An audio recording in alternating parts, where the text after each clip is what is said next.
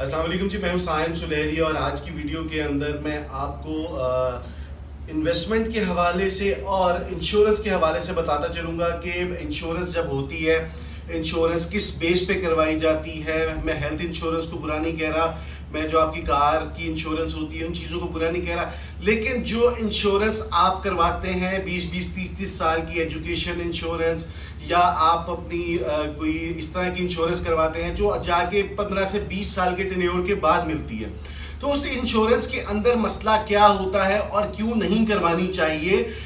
Insurance वाले हजरात इससे थोड़ा सा वो मुझसे इख्तलाफ ज़रूर करेंगे, लेकिन जो रियलिटी है वो मैं आपको बताता चलूं कि जो इंश्योरेंस करवाई जाती है उस इंश्योरेंस के अगेंस्ट आपकी जो यूनिट्स होते हैं या जो शेयर्स होते हैं उसके अंदर परचेजिंग होती है। कुछ ही दिन पहले एक साहब मेरे पास आए जिन्होंने इंश्योरेंस करवाई हुई थी और 9 लाख रुपया वो प्रीमियम उसका भर रहे थे। एनुअल उसकी जो इंस्टॉलमेंट थी 9 लाख रुपया भरी जा रही थी।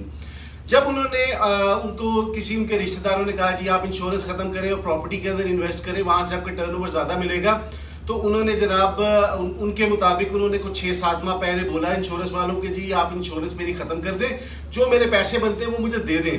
तो उन्होंने कहा जी आप 1 साल इसको और चला लें, 1 साल के बाद आपको इसके ऊपर कुछ प्रॉफिट मिल जाएगा, वरना अभी आपके पैसे कटेंगे।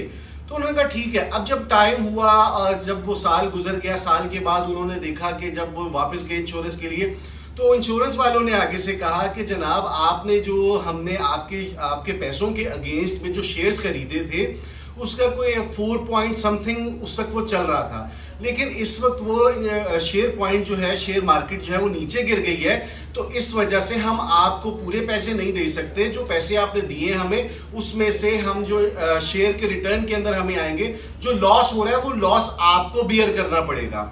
तो ये एक वो एग्जांपल बनती है। फिर दूसरी तरफ चले जाते हैं, तो दूसरी तरफ ये होता है कि बाज इंश्योरेंस कंपनियां यूनिट्स परचेज करती हैं, प्रॉपर्टी परचेज करती हैं आपकी अमाउंट से। जब वो कलेक्टिव अमाउंट हो जाती है तो वो इंस्टॉलमेंट्स के अंदर या नेट कैश के ऊपर प्रॉपर्टी खरीद लेती है, फिर उसका रेंट आउट करके जो रिटर्न आता है वो रिटर्न भी अपने पास रखती हैं। लेकिन यही चीज मैं आपको समझाना चाह रहा हूं कि अगर इंश्योरेंस कंपनियां ये कर सकती हैं तो आप क्यों नहीं कर सकते। क्योंकि इंश्योरेंस कंपनी से जब आप अपना रिटर्न मांगने जाते हैं, अपने पैसे मांगने जाते हैं, तो वो ये कह देते हैं कि ये लॉस हो गया, हमने तो पैसे यहाँ लगाए थे, हम तो पैसे इन्वेस्ट करते हैं, हम अपने पास से नहीं रखते, हम इंटरेस्ट नहीं देते।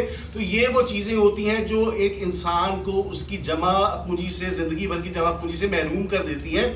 तो उसके बरक्स मैं आपको कहना ये चाह रहा हूं कि आपकी जो इन्वेस्टमेंट है वो आप खुद प्रॉपर्टी के अंदर लगाएं। आप अपनी 5-4 लाख रुपए की डाउन पेमेंट करें, मंथली इंस्टॉलमेंट तय करें, कस्टमाइज प्लान बनवा के प्रॉपर्टी के अंदर डायरेक्टली खुद से इन्वेस्ट करें।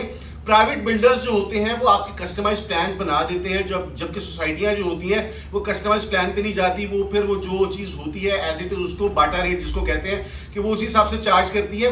लेकिन जो प्राइवेट बिल्डर्स होते हैं वो आपके कस्टमाइज प्लान बना देते हैं। आपको 4 साल का टाइम है, तो उस 4 साल के अंदर आपको पेमेंट करनी होती है, कोई आपको फोर्स नहीं करता, बल्कि आपकी प्रॉपर्टी जो होती है वो डीवैल्यू नहीं होती, वो इंक्रीज होती है, क्योंकि आप पहले से ही उसके जो है मिनिमम प्राइस पे आप परचेज कर चुके होते हैं। वो चीज आपके लिए बेनिफिट होती है। जबकि इंश्योरेंस वालों का क्लेम ये होता है कि जी आप इंश्योरेंस करवा लें, आपको ये बेनिफिट मिलेगा, फलां बेनिफिट मिलेगा, जबकि ऐसा कुछ भी नहीं होता। सिर्फ और सिर्फ उसकी मद में आपको यही कहा जाता है कि जी हमने पैसे इन्वेस्ट किए थे, वो पैसे जो है वो मार्केट इस वक्त डाउन आ गई तो वो अभी नहीं हो सकते, रिकवर नहीं हो सकते।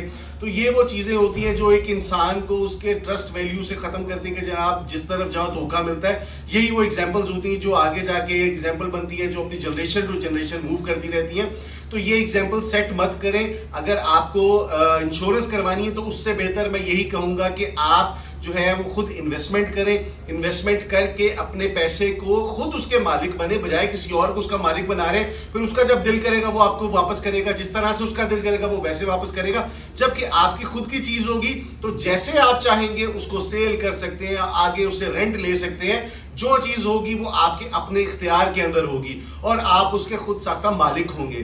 तो ये मेरी वीडियो करने का मकसद ये था कि अपनी इन्वेस्टमेंट को अपने हाथों से करें। और प्राइवेट बिल्डर्स जो हैं बहरिया टाउन के अंदर भी इस वक्त अपॉर्चुनिटीज हैं, आप इंस्टॉलमेंट के ऊपर चीजें ले सकते हैं 3 से 4 साल के प्लान के ऊपर, जो कि आप कस्टमाइज करवा के अपने तरीके से, जरूरी नहीं कि हर महीने हालात एक जैसे ही हो, ऊपर नीचे हालात होते रहते हैं, आप उसको सेल आउट कर सकते हैं, अपने पैसे पूरे रिकवर कर सकते हैं। तो ये वो चीजें थी जो मैं आपको बताना चाह रहा था। इंशाल्लाह अगली किसी वीडियो के अंदर फिर से मुलाकात होगी, तब तक के लिए अल्लाह हाफिज।